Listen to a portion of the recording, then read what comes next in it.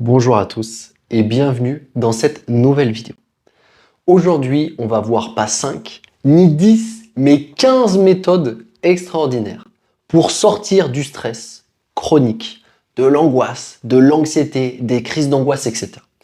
Donc si ça vous arrive d'être trop stressé, d'être trop speed, de faire les choses à 10 000, de sentir votre cœur s'emballer, de sentir que vous ne maîtrisez pas bien les choses, que vous faites des crises d'angoisse, etc., vous êtes au bon endroit. Aujourd'hui, je ne vais pas donner 5, ni 10, mais 15 outils pour sortir de tout ça. Les 5 premiers seront tout simplement de la gestion de votre stress, de votre anxiété, pour le descendre au plus bas. On va voir les classiques, mais on va rentrer un peu plus en profondeur. Les 5 suivants, eux, vont nous permettre de mieux gérer notre stress. Souvent, le stress, on veut le gérer par notre partie intelligente, notre néocortex. On veut logiquement se dire « tiens, je devrais plus être stressé, etc. » Ça ne fonctionnera pas. Donc aujourd'hui, on va voir comment aller chercher notre cerveau limbique, le côté plus émotionnel, pour sortir plus facilement du stress, des crises d'angoisse, de l'anxiété. Je vous donnerai ma méthode pour sortir de ces crises d'angoisse via le corps. Et ensuite, car ce n'est pas tout, on verra 5 façons de gérer le stress vis-à-vis de son quotidien. Sur cette chaîne, on parle beaucoup de nous avec notre intériorité.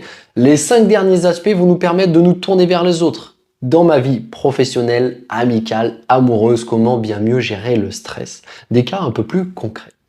Tu peux t'installer tranquillement, un petit café, une petite tisane peut-être si tu as déjà bu 10 000 cafés aujourd'hui. Je te rappelle qu'en boire trop, ça excite le palpitant et c'est pas le but, ou un grand verre d'eau.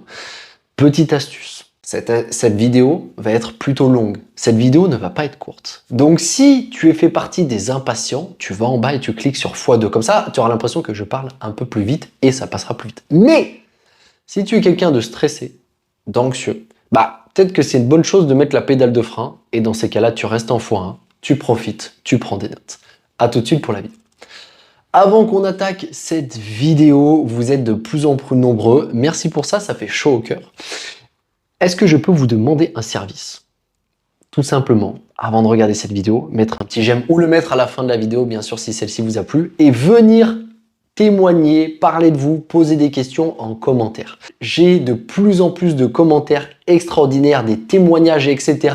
en bas dans l'espace commentaire et c'est magnifique. Ça me permet d'interagir avec vous, de créer des discussions entre les personnes qui suivent cette chaîne. Bref, c'est magnifique pour tout le monde. L'idée de YouTube, d'Insta, bien sûr, c'est de vous donner du contenu, mais c'est surtout d'interagir avec vous. On est des êtres humains. Donc, l'idée, c'est de communiquer avec un maximum d'entre vous, entre vous, et moi avec vous. Donc l'espace commentaire est là pour ça.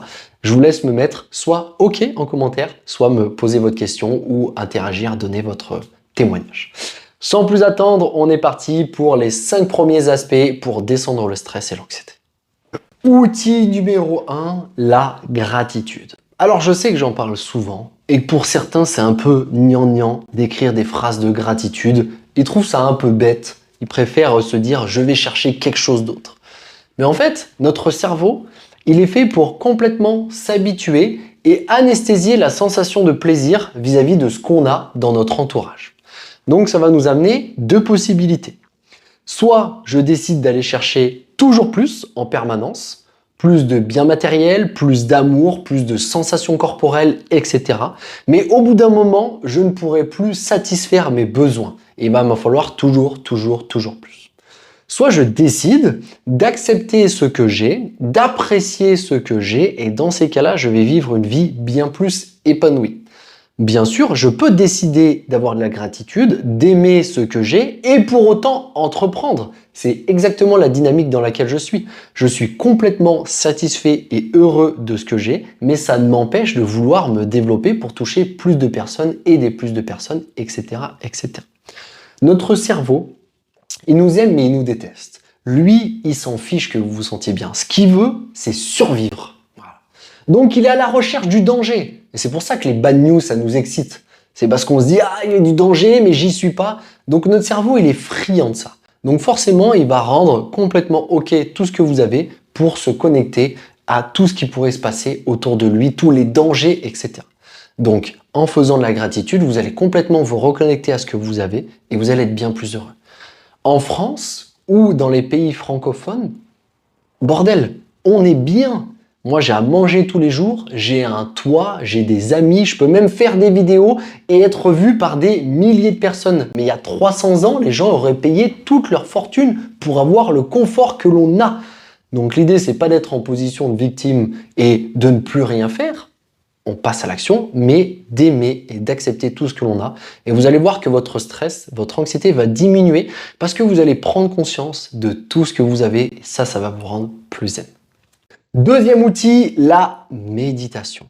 Alors, dans les accompagnements, la plupart des gens que je suis pratiquent déjà la méditation. Et ça, déjà, c'est une bonne chose. Bravo à tous ceux qui la pratiquent.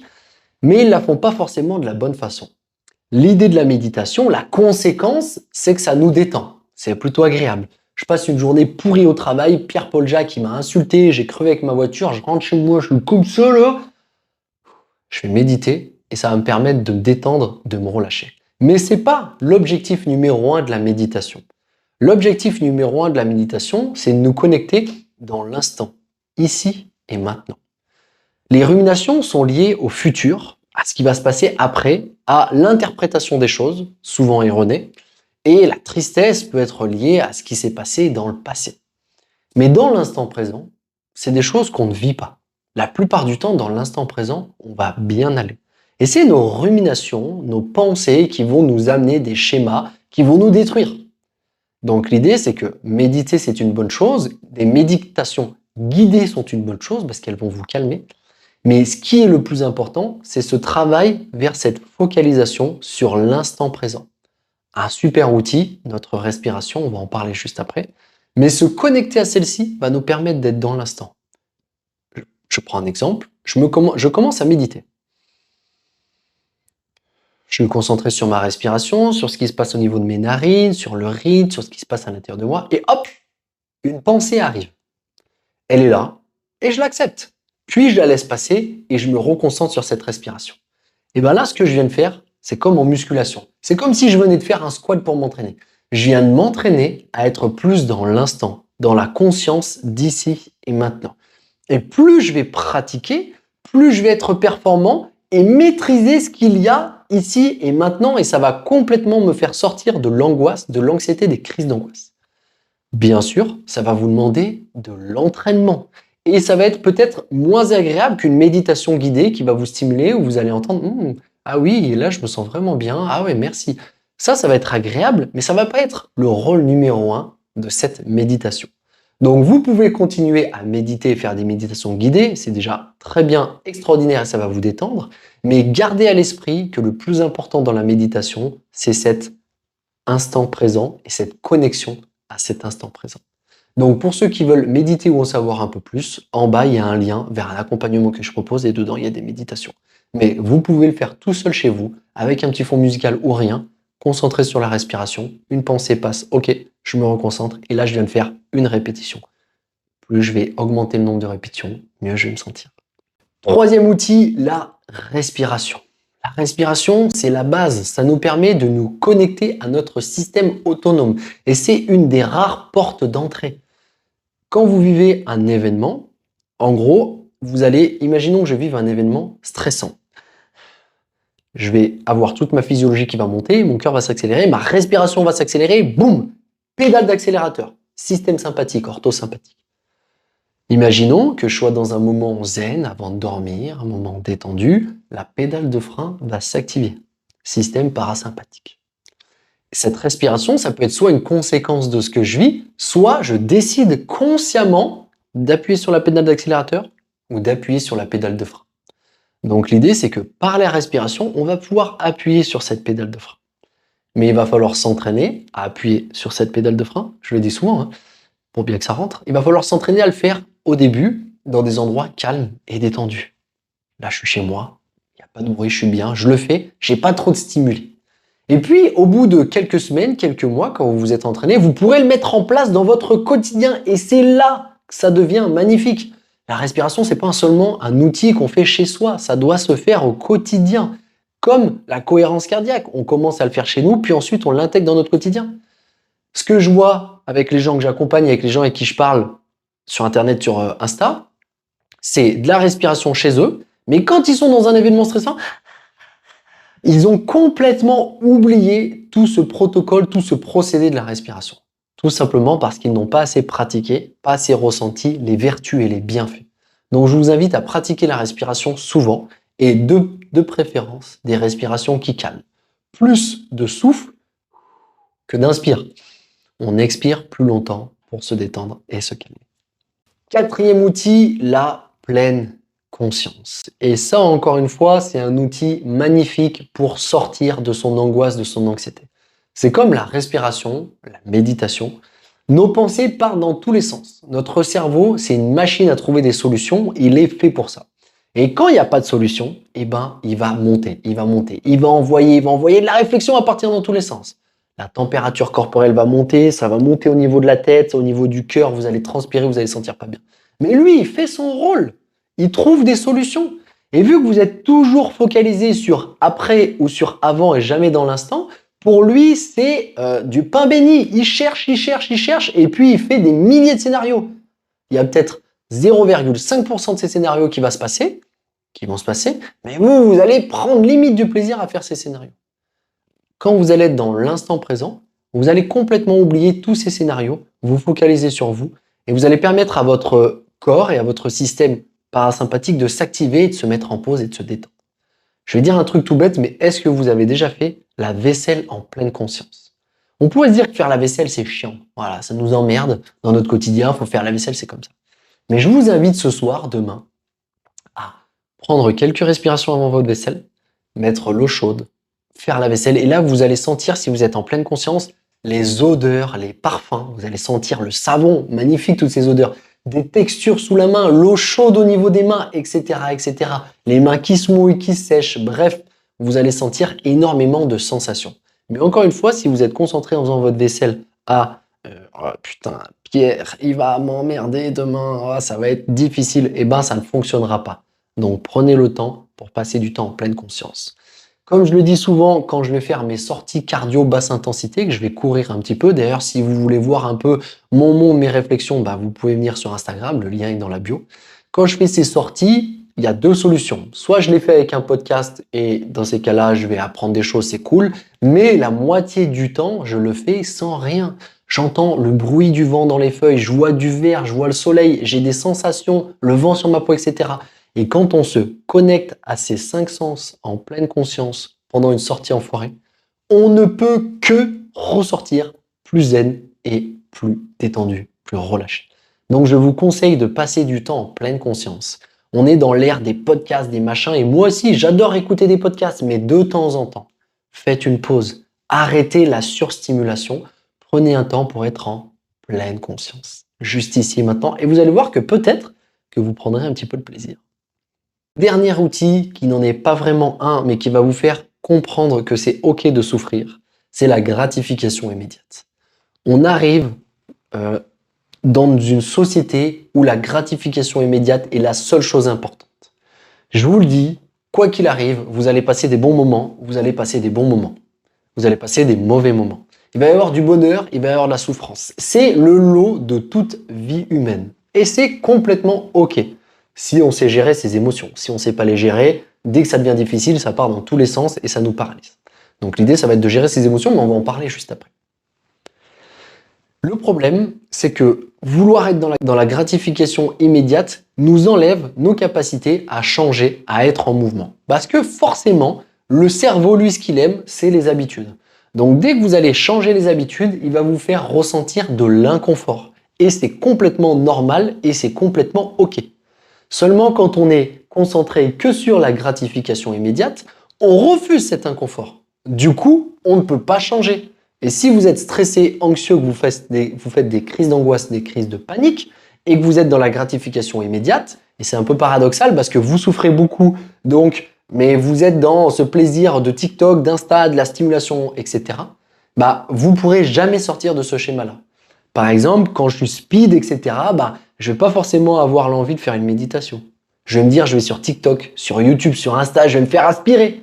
Donc l'idée, c'est de sortir de ces habitudes, de ce confort pour aller vers l'inconfort des nouvelles choses. Mettre en place des routines de méditation, de respiration, sa nutrition, etc. Changer sa vie va passer par la capacité de faire des choses qui ne vont pas donner des résultats immédiats, qui vont donner des résultats à long terme et qui vont vous faire du bien à long terme. Il faut vraiment accepter ça pour pouvoir changer. Nous allons maintenant passer sur les 5 outils suivants qui vont nous permettre de sortir de cette réflexion permanente pour changer les choses et aller un peu plus dans de l'émotionnel et du corporel. On a tous 5 sens, tournés vers l'extérieur mais aussi vers l'intérieur. C'est-à-dire que je peux vous voir, je peux fermer mes yeux et voir des choses. Donc la gestion des deux va être importante. Souvent, la seule chose que l'on sait, c'est qu'on peut changer ce qui se passe dehors, mais on peut aussi énormément changer ce qui se passe dedans. La première chose, ça va être de prendre du temps pour écouter son corps. Plusieurs fois par jour, je vais faire une pause, je vais poser mes mains, je vais fermer les yeux et je vais me dire, tiens, dans quel état est-ce que je suis? Et de faire ça, ça va vous permettre de prendre conscience, est-ce que vous êtes stressé, anxieux, détendu, relâché? Et ça va vous permettre de savoir comment fonctionnent vos journées et ce qui vous fait du bien et ce qui vous fait du mal. Parce que si je suis à 10 000 à chaque fois, le pied sur la pédale d'accélérateur en permanence, je suis speed, j'envoie, et ben je pourrai jamais vraiment prendre conscience que je suis trop speed et un jour ce sera trop tard. Donc l'idée c'est crise d'angoisse, anxiété, etc. Donc l'idée c'est de venir en amont de ça et dans sa journée se dire 3-4 fois par jour, peut-être à 8 h, à 10 h, à midi, à 16 h, à 20 h, j'en sais rien. Vous pouvez mettre des alarmes, vous mettre des penses-bêtes et vous dire ok, dans quel état émotionnel je suis, qu'est-ce qui se passe à l'intérieur de moi.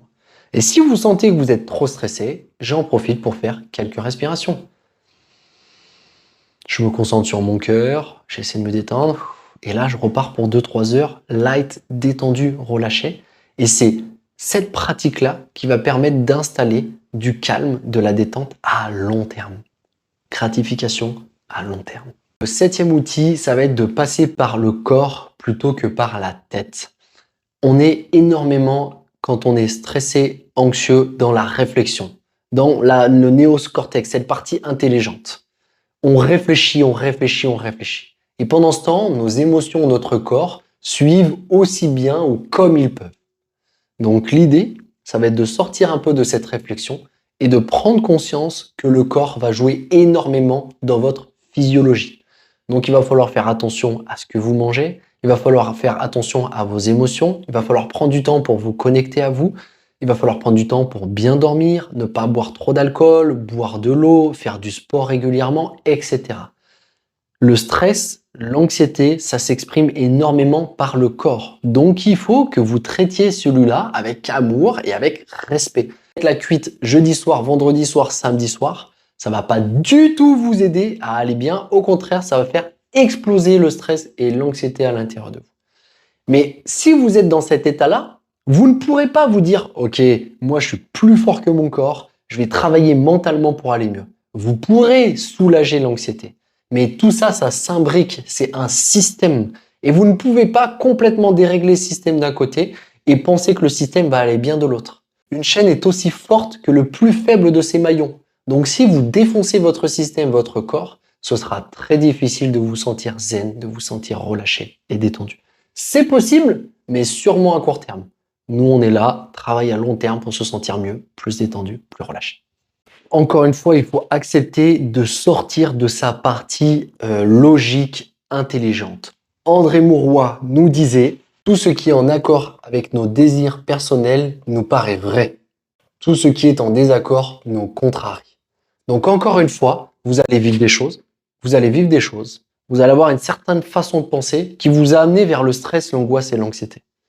Il va falloir vous remettre en question, accepter d'être contrarié par certaines choses pour pouvoir aller de l'avant. Si vous restez dans vos fonctionnements, dans la façon que vous avez de fonctionner au quotidien avec vos croyances, etc., eh ben vous resterez dans ce stress et dans cette anxiété malheureusement. Il va falloir accepter de casser certaines croyances pour en découvrir de nouvelles et aller vers quelque chose de plus épanouissant. Mais ça va passer par de l'inconfort. Le quotient émotionnel.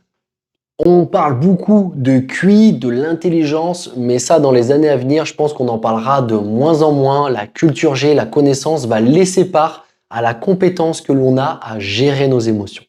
Et il est super important de connaître vos émotions et votre quotient émotionnel. Ça va être simple, ça va être 4 choses. La capacité à gérer ses relations sociales et les comprendre, pouvoir savoir quelles sont nos réactions, quelles vont être la réaction des autres. Et ça va être notre capacité à comprendre nos émotions, avoir une conscience de soi et à les gérer. Parce que c'est bien beau de connaître ses émotions, ses fonctionnements, connaître ses relations. Le plus important, c'est de savoir les gérer, les comprendre et les orienter dans certaines directions. Si à chaque fois qu'on me fait un reproche, si à chaque fois qu'on me fait un reproche, je pars au quart de tour, j'ai le pouls qui monte à 140, tout mon stress, toute mon anxiété monte et pendant 2 jours, je me sens mal, ça veut dire que je n'ai pas du tout géré mes émotions, que je suis bien trop impliqué dans celles-ci, peut-être que je suis hypersensible ou quoi que ce soit. Mais ça, c'est quelque chose qu'il va falloir apprendre à maîtriser. Avant, j'étais vachement hypersensible. J'ai appris à travailler là-dessus et maintenant, je prends du recul sur mes émotions. Ce qui fait que je ne me considère plus du tout comme quelqu'un d'hypersensible. Pour moi, ce n'est pas une étiquette qui va vous suivre toute votre vie ou un gène. C'est quelque chose par lequel vous avez été influencé de votre éducation, etc. Mais ça peut changer. Donc, concentrez-vous sur votre quotient émotionnel pour prendre les choses moins à cœur, prendre du recul et être bien plus heureux et du coup moins stressé. Dernière chose, le 10e élément, le 10e outil, c'est arrêter de fuir. Alors je sais, c'est facile à dire, mais les phobies, le stress, les crises d'angoisse, l'anxiété, le rougissement, toutes les réactions physiologiques qui viennent, plus vous allez les éviter, plus elles vont grandir. Je vais vous donner un exemple. La dernière fois, j'étais chez des amis, on faisait un apéro et quelqu'un est rentré. Et cette personne était mal à l'aise. Je l'ai vu parce que je me suis reconnu dans ses symptômes physiologiques. Elle a rougi, elle s'est sentie mal. Et ben, elle a fait mine d'aller aux toilettes. Je sais pourquoi. Pour se détendre, pour se relâcher, pour ensuite revenir un peu plus zen. Parce que pour pas mal de personnes, la première interaction, c'est souvent la plus gênante. Et donc, il est arrivé là. En fait, il a fui sa physiologie. Il a fui l'événement pour aller se détendre et revenir. Le problème de ça, c'est qu'il a enregistré qu'il n'était pas capable de faire face à ce mouvement, à cet événement, il n'a pas du tout accepté. Donc la prochaine fois qu'il va arriver dans le même type de sensation, eh ben, il va refuir, il va éviter. Et du coup, sa phobie, sa crise d'angoisse, son anxiété va prendre de plus en plus de place. Donc je vous invite à vous renseigner le plus rapidement possible sur votre anxiété, vos angoisses, vos crises, pour les éviter le moins possible. Ne foncez pas dedans, c'est pas ce que je dis, mais apprenez à comprendre vos fonctionnements, à respirer, à méditer, à tout calmer et à affronter les événements plutôt que les fuir, car quelque chose que l'on fuit prend de la place et se développe à l'intérieur de nous. Nous allons maintenant attaquer la partie liée aux choses plus extérieures, aux événements extérieurs, aux rencontres, etc., au mindset qu'il faudrait adopter pour ne pas prendre les choses trop à cœur, réussir à passer à l'action et bouger. Donc comme on l'a vu, les premières étapes vont vous permettre de descendre le stress, descendre l'anxiété, comprendre votre corps, vos émotions, sortir de cet état d'alerte. Et on va maintenant pouvoir tranquillement entreprendre des choses pour rendre notre vie plus belle, prendre confiance en nous. Tout ça, c'est un cercle vertueux ou vicieux, ça dépend comment ça se passe. Je calme mon stress, je calme mon anxiété, je sors des crises d'angoisse. Ok, je suis en capacité de faire des choses. Je vais bouger, je vais passer à l'action, je vais faire des choses que j'aime. Ça va me valoriser, ça va me faire prendre confiance en moi. Je vais prendre confiance, je vais faire des choses que j'aime, etc., etc. Et c'est un peu le problème et l'enfer quand on est dans les crises d'angoisse ou le stress chronique ou l'anxiété ou le burn-out, la dépression. C'est qu'on n'a plus d'énergie ou qu'on a trop d'énergie, ça part en vrille. Du coup, on a peur d'entreprendre quoi que ce soit. Du coup, on fait plus rien. Notre confiance en nous, notre estime de nous diminue. Du coup, on ne fait plus rien, on stresse plus, etc., etc. Donc l'idée, ça va être de casser grâce aux 10 premiers points ce schéma mental. Et maintenant, on va attaquer un nouveau fonctionnement maintenant que vous avez les astuces pour vous calmer et détendre le stress. Point numéro 11, vivez un jour à la fois. Notre plus gros problème, c'est de vivre en permanence dans le futur et dans la projection. Moi, le premier. Demain, j'ai une grosse journée. Je vais faire 7h, 21h. Waouh, je pense déjà à demain, je pense déjà à ça, etc. Le problème, c'est que si notre vie n'est pas parfaitement alignée et remplie de trucs fun constamment, ce qui n'est pas possible, eh ben on va souffrir. Donc l'idée, ça va être de se concentrer seulement sur votre journée, sur ce que vous avez fait dans votre journée, sur ce que vous allez faire dans votre journée pour réduire l'espace-temps. Le fait de se calquer sur une journée et pas un mois va vraiment vous permettre d'être plus heureux, plus épanoui. Bien sûr, l'agenda continue à être là, on peut fixer des rendez-vous, on peut faire des choses, mais dans votre état d'esprit et dans les actions que vous allez entreprendre. Concentrez-vous sur votre journée. Des questions intéressantes qu'on pourrait se poser, que j'ai tirées du livre Comment dominer le stress de Dale Carnegie, et vous allez voir que la plupart des points qu'on va énumérer maintenant viennent de ce livre. Ces questions sont simples. Ai-je tendance à oublier le présent en me souciant de l'avenir ou en rêvant à quelques jardins enchantés? M'arrive-t-il de gâcher le présent en regrettant le passé? Suis-je bien décidé chaque matin à vivre ce jour, à utiliser un maximum la journée qui commence pour mon bien-être ou pour mon succès? En répondant à cette question, on va très vite prendre conscience de l'état dans lequel on est et l'idée, c'est d'être le plus possible dans l'instant présent dans votre journée. Point numéro 2 qui vient toujours du livre Comment diminuer le stress de Dale Carnegie, la méthode de Willis Carrière. Cette méthode, elle est magnifique et dans le livre, c'est super bien expliqué. Il y a plein d'exemples vis-à-vis de la vie de tous les jours. Livre que je vous conseille. Il y a 30 principes sur comment diminuer le stress. Et cette méthode, elle est super intéressante pour ceux qui sont focalisés sur les ruminations. Donc, prenons un exemple. Crise d'angoisse. L'idée, ça va être de se dire, d'imaginer le pire. Qu'est-ce qui peut arriver de pire quand je fais une crise d'angoisse? C'est que mon cœur s'emballe, que je passe un très mauvais moment, que j'ai des sensations corporelles horribles et qu'au pire, je m'évanouisse. Voilà. En gros, c'est la chose la plus risquée que l'on puisse vivre. Deuxième étape, ça va être d'accepter ça. C'est-à-dire que tant que je suis pas en capacité d'accepter que je vais peut-être m'évanouir avec cette crise d'angoisse qui risque ou non d'arriver dans les jours, dans les semaines ou dans les mois à venir, je peux pas être serein. Il faut que j'accepte le pire. Et une fois que j'ai accepté le pire, je vais tirer parti du pire et faire en sorte que ça n'arrive pas. Donc, c'est simple. J'imagine le pire. J'imagine ce qui pourrait arriver de pire vis-à-vis d'un événement ou d'une sensation. Je l'accepte complètement.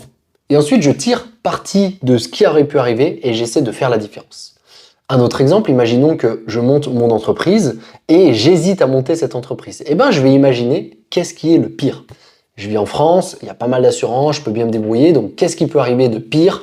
Je suis à la porte, j'ai pas d'endroit où vivre, souvent on a de la famille, souvent on a des amis, on a moyen de se retourner, on peut faire de l'intérim, il y a le chômage, etc. Donc le pire souvent, il n'est pas si pire que ça.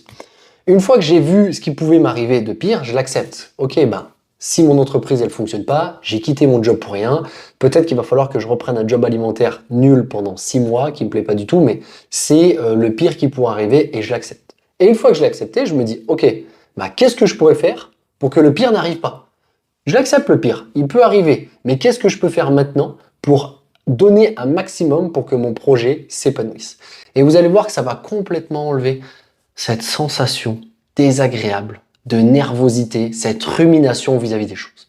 Et ça, c'est un peu une target, un mindset que vous pourrez garder en permanence pendant votre projet ou pour sortir de vos crises d'angoisse. 13e point, décision prise, agissez. Le stress va nous limiter dans notre prise de décision et prendre des décisions, c'est vraiment pas quelque chose de facile, surtout quand on n'a pas l'habitude. Il y a une phrase d'Oussama Ammar qui m'a suivi et parce que je regarde un peu ses vidéos, il donne des choses assez intéressantes, même s'il y a toute la polémique autour du je balance des mythos. Mais il a dit une bonne décision, c'est une décision prise. Et je suis totalement d'accord avec ça. C'est-à-dire que peu importe ce qui va se passer, à partir du moment où vous prenez une décision, bien sûr, vous allez créer un nouveau chemin et vous allez vous éloigner du chemin que vous aviez avant cette décision. Mais les opportunités sont tellement multiples que vouloir réussir à se dire « Ok, mais si je décide ça, il va se passer ça, etc. » L'idée, c'est d'avoir une certaine foi et une certaine confiance en la vie pour réussir à prendre des décisions et à aller de l'avant. Si vous attendez de maîtriser tous les paramètres, malheureusement, vous ne prendrez que très peu de décisions dans votre vie, vous réduirez votre champ des possibles et vous créerez une vie peut-être un peu plus oppressante, un peu plus anxiogène. Donc l'idée, c'est qu'une fois qu'on a décidé de quelque chose, qu'on a pris une décision, on va dans cette direction et on se pose plus de questions. 14e point qui m'a suivi aussi toute ma vie à chaque fois que j'avais des petites prises de tête au quotidien, ces petites prises de tête qui font monter la tension et qui jouent sur le stress, l'anxiété et les crises d'angoisse. Tout ça, c'est des accumulations, c'est pas binaire, c'est pas 0 ou 1, c'est pas d'un coup, je fais des crises d'angoisse alors que j'étais quelqu'un totalement pisse. Souvent, ça va s'accumuler, même si bien sûr, il peut y avoir des événements traumatisants qui peuvent complètement changer notre état d'esprit. Mais l'idée, c'est de se dire, dans 5 ans, ce qui m'arrive, est-ce que dans 5 ans, ce sera grave ou pas? Est-ce que dans 5 ans, ce sera vraiment quelque chose qui a transformé ma vie et qui va me pénaliser? Ou même, vous pouvez dire dans 1 an. Est-ce que dans 1 an, ce sera grave? Bah, la plupart du temps, la réponse est non. Je vais vous dire le truc le plus grave qui me soit arrivé cette année. Cette année, j'étais associé dans une box de CrossFit. Ça s'est mal terminé. Je suis parti du jour au lendemain alors que j'avais tout mon business de coach sportif là-bas. Ça faisait déjà 1 an que je commençais l'hypnose, mais c'était voilà, c'était délicat. J'avais beaucoup de travail à côté. Sur le coup, ça a été horrible. Ça a été horrible pendant 2 semaines. Beaucoup de remises en question parce que j'avais tous mes amis là-bas. Ma copine s'entraînait là-bas. Bref, tout mon monde était là-bas. Donc pendant 2 semaines, bien sûr, ça a été horrible pour moi comme pour ma copine. Mais assez rapidement, je me suis dit, bah, ok, qu'est-ce qui va se passer? J'ai rebondi. Et là, on est même pas 1 an plus tard. Et ma vie est bien plus intéressante, bien plus merveilleuse et bien plus belle et sereine qu'à l'époque. Bien sûr, sur le coup, ça m'a paru horrible, mais le fait de mettre en perspective, eh ben, ça m'a permis de prendre un peu de recul. Et ces 2 semaines où, bien sûr, j'ai perdu confiance en moi, je me suis senti mal, etc., ben, elles ont été supportables et surtout, j'ai pu rebondir rapidement. Et c'est ça l'aspect principal de la confiance en soi, c'est cette capacité à rebondir rapidement. Et c'est ça qui va vous faire sortir rapidement du stress, de l'anxiété et des crises d'angoisse, c'est cette volonté d'avancer. 15e point, attendez-vous à de l'ingratitude. L'être humain est comme ça. Bien sûr, on a des gens proches autour de nous, on a des amis, on a de la famille, mais je vous assure que une fois que vous allez mettre certaines difficultés, certains enjeux dans vos relations, eh ben, ça va partir en vrille plus vite que vous ne le pensez. Ça peut très bien se passer, mais l'être humain est ingrat. Et je fais partie de l'être humain, je dois avoir certaines ingratitudes. Le but est d'être le plus heureux, le plus généreux, le plus attentionné, mais par exemple, faire le bien, ma perception du bien ne sera pas la perception du bien de quelqu'un d'autre. Donc, attendez-vous à ce que l'être humain, surtout quand vous entreprenez, soit assez ingrat, surtout quand on parle des sujets importants, l'argent, la reconnaissance, l'amour, etc. Pour imager mon propos, je vais parler de Ignace Philippe. Alors, je ne saurais pas trop le prononcer, Semmelweis. Donc, c'est une personne qui, dans les années 1850, c'était un docteur en Hongrie, dans les hôpitaux, il s'occupait des accouchements, et à l'époque, les microbes, les bactéries, on ne connaissait pas, on n'avait jamais étudié ça. Et donc, les gars, ils faisaient des dissections de cadavres, et directement après, ils allaient faire accoucher des femmes. Résultat, la mortalité, 1 enfant sur 3. Donc c'était assez difficile à l'époque. Encore une fois, on peut avoir de la gratitude, maintenant, on a bien plus de chance que ça. Et donc, il s'est dit, est-ce qu'on se laverait pas les mains entre le moment où on a fait une dissection et le moment où on va faire accoucher quelqu'un? Il avait un pressentiment. Pasteur, tout ça, rien n'était arrivé, on n'était pas au courant des bactéries, des fonctionnements. Donc, il a mis en place tout un protocole dans son hôpital pour faire ça. Les gens se lavaient les mains à la chaux. Mortalité passée de 1 sur 3 à 1 sur 20. Donc ce mec était tout simplement un génie de son époque. Résultat, les autres personnes avec qui il travaillait, ça les a emmerdés, ils ont fait une mutinerie et ils l'ont dégagé. Il a erré pendant quelques temps, il s'est senti un peu fou et il est mort juste quelques années avant que Pasteur découvre enfin les bactéries et lui donne raison. Donc on peut voir que on est dans le summum de l'ingratitude. Cette personne avait mis le doigt sur quelque chose d'ultra intéressant, sur quelque chose de passionnant et qui peut révolutionner la science et qui a permis de sauver énormément de personnes à un moment T. Mais l'ingratitude de l'homme a fait en sorte que cette personne devienne folle et que ça repousse la science. Pourtant, les faits étaient écrits. Et il ne faut pas se tromper, on est tous comme ça. On a tous cette part à l'intérieur de nous. Et c'est complètement OK une fois qu'on l'accepte. Je sais que certains d'entre vous, derrière votre téléphone, vous allez vous dire « moi, je suis pas comme ça ». Mais je pense que dans certaines situations, vous seriez aussi comme ça. On est tous un petit peu comme ça. Il suffit qu'on soit en effet de groupe, etc. Bref, tout ça pour vous dire, attendez-vous à de l'ingratitude, car si vous entreprenez, vous allez en rencontrer. Et voilà, nous avons vu les 15 outils pour développer une réelle confiance, sortir des crises d'angoisse, de l'anxiété, 10 points pour le descendre, le calmer et ensuite comment entreprendre avec un peu plus de facilité et d'aisance.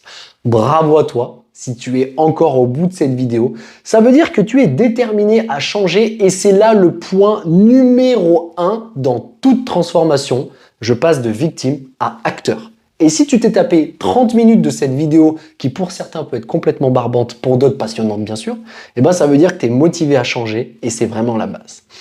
Pour ceux qui voudraient en savoir plus, dans la description, il y a mon lien Insta, un lien vers un accompagnement vidéo pour tester la méditation, l'hypnose, réussir à sortir un peu de l'anxiété, comprendre ses fonctionnements. C'est pas encore sorti, mais tu peux te mettre en liste d'attente. Et surtout, il y a un lien pour rentrer en communication avec moi. Des échanges de 20 minutes pour essayer de trouver des solutions à tes crises d'angoisse, à ton anxiété, à ton stress. C'est gratuit, donc tu peux en profiter. Soit tu viens sur Instagram et t'échanges avec moi et on essaie de trouver des solutions, soit tu viens directement dans le lien qui est en bas et puis tu peux t'inscrire pour un call avec moi. On parlera au passage de mes accompagnements en hypnose et de tout ce que je fais, surtout tourné autour des crises d'angoisse, du stress et de l'anxiété. Chaque mois, j'aide une vingtaine de personnes à sortir de l'anxiété, donc tu es peut-être le prochain. Je te rappelle, si tu le veux bien, de liker cette vidéo, surtout si tu es allé jusqu'au bout, c'est qu'elle t'a plu, et venir parler en commentaire, ça commence là. Parfois, un commentaire peut changer toute une vie parce qu'ensuite, on prend une nouvelle direction, on comprend certaines choses, etc. Bravo à toi d'avoir regardé cette vidéo, merci à toi d'avoir regardé cette vidéo jusqu'au bout, et je te dis à très vite dans un prochain contenu. Ciao!